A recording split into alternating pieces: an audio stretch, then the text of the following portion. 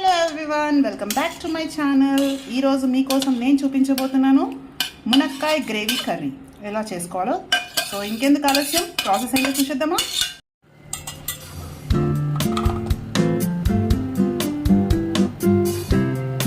Wash చేసేసుకున్నాక ఇలా water పోసుకుని ఉడకబెట్టుకోవాలి. అందులోనే కొద్దిగా చిటికెడు పసుపు వేసుకోవాలండి.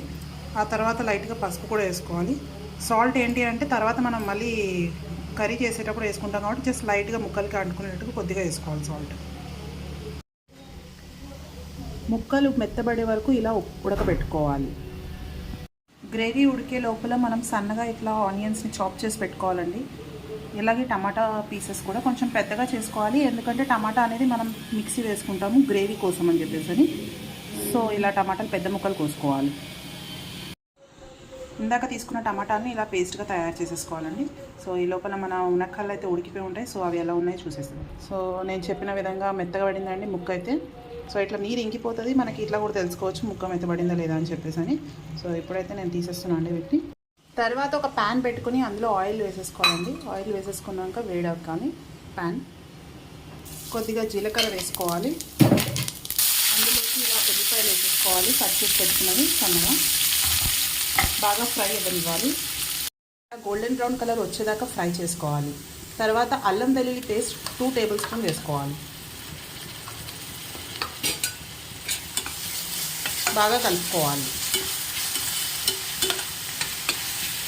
కలుపుకున్న తర్వాత 1/2 టీ స్పూన్ పసుపు వేసుకోవాలి.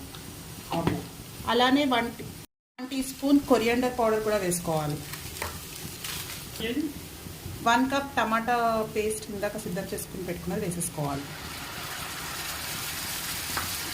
ఈ మిశ్రమాన్ని బాగా కలుపుకోవాలి.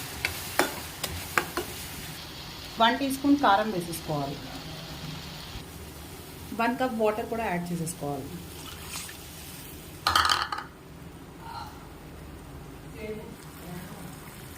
ఈ వాటర్ కొద్దిగా బాగా ఉడికాక తగినంత ఉప్పు వేసుకోవాలి.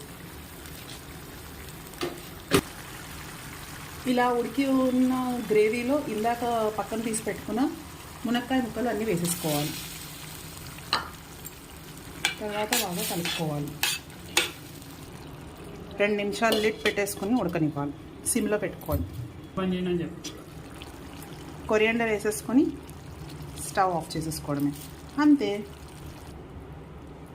ఎంతో easy and tasty drum stick curry ready. For more videos, like, share and subscribe to my channel. Thank you.